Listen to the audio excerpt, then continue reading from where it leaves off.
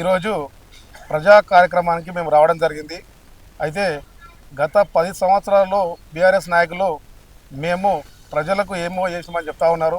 కానీ ప్రజలను భ్రష్టు పట్టించినటువంటి ఈ నాయకులకు మన తెలంగాణ ప్రజలు వాళ్ళను బుద్ధి చెప్పడం జరిగింది. అయినప్పటికీ వాళ్ళకి బుద్ధి రాలేదు. ఈరోజు కాంగ్రెస్ వచ్చిన తర్వాత రైతు సంబరాలకు రైతులకు 2 లక్షల రుణమాఫీ చేయడం జరిగింది. అదేవిధంగా ఉచిత కరెంటు గిడంగా మనకు కాంగ్రెస్ ప్రభుత్వమే చేయడం జరిగింది. అదేవిధంగా రైతాంగాన్ని వరి నాటితేనే వరి నాటుదని చెప్పి వరి నాటుకోమని చెప్పి రైతులకు 500 బోనస్గా 500 రూపాయలు ఇవ్వడం జరిగింది. అదేవిధంగా ఉచిత బస్సు గిడంగా కాంగ్రెస్ పదం వచ్చిన తర్వాత చేయడం జరిగింది. ఇలాంటి కార్యక్రమాలు మళ్ళీ కాంగ్రెస్ పార్టీ మళ్ళీ వచ్చే రాబోయే ఎలక్షన్ల గిడంగా మంచి ఈ బీఆర్ఎస్ వాళ్లకు బుద్ధి చెప్పి మళ్ళీ ఈ కార్యక్రమానికి మళ్ళీగా కాంగ్రెస్ ప్రభుత్వం రావాలని చెప్పి నేను కోరుకోవడం జరుగుతుంది.